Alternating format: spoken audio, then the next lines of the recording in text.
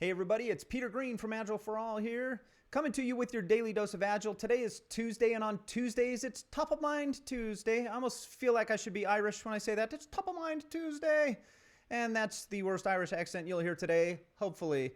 Top of Mind Tuesday. What's top of mind today for me is the idea of heroism, heroes. Much of our mythology, much of our stories, much of the things that we love to listen to are about heroes. Think about movies that we love.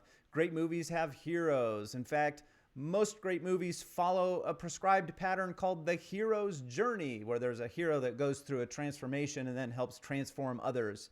And in my career, I've seen a reward for heroism in organizations, which looks something like this. Wow, we are really in a bad situation here. I really hope we can figure out how to get out of this. And somebody goes above and beyond with the best of intentions and saves the day and helps the customer out or helps the business get over that tough situation they were in. And then the business rewards that person either by praise, sometimes by promotion, and the culture starts to expect heroism and to reward heroism, and therefore to create the need for heroism. I think we see that in our broad culture as well, not just in organizations. And so, boy, isn't it wonderful when people step up and do heroic things? And wouldn't it be even more wonderful if we had less of a need for heroes to step up and save the day? I remember a specific case with one client I was working with where there was a team that had been, let's say a straggler to the ways of agility. They were one of the last ones. They had been fairly resistant to the idea that Agile might be able to help them out. Most of the other teams in this part of the organization had adopted an Agile approach.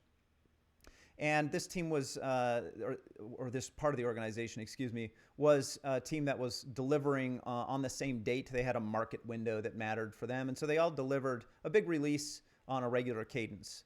And so the teams that were taking an Agile approach all delivered with no pomp and circumstance. Their stuff was ready to go, just as it had been at the end of every sprint over the last period of time. The team that was a bit of a straggler to Agile had to do heroic things to meet that date. And so they were working overtime, and they were pulling out all the stops, and they were really crushing it in the end, and they completely burned themselves out. Now, the leader of that group at the end of the release wanted to recognize all that effort that team had gone through. And so what they did was they gave that team a week of paid time off as soon as the release was out the door, which was great for that team. They were like, wow, the leadership really cares about us. They took care of us. They recognized our hard work. Think about how the other teams in that organization felt, though, when, through their efforts to make things more predictable, more reliable, more sustainable, they didn't need any heroics in order to get the product out the door. And in comparison to the other team, were punished by not getting a week of PTO. So that's just an example of how that desire to award heroics and reward it can start to create a culture where it's expected, and now it's a competition to see who can be the most heroic, where people start burning themselves out. So I think there's a thin line between we really want people to step up and do cool things and to go above and beyond when it's needed, and there are times when it's needed. I think of now during the pandemic, the medical professionals out there are heroes, and thank goodness that they are acting heroically. And wouldn't it have been even better if we had in some way been better prepared for this so that the heroics weren't needed? So when it's needed, we're grateful that heroes step up. My hope is that we can create systems and structures in our organizations and in our world where heroism is not required nearly as frequently as it is now. That's what's top of mind for me. If you found this useful, love it if you'd share it, like the video, and subscribe to the channel. Thanks, everybody. Hope you have a great week.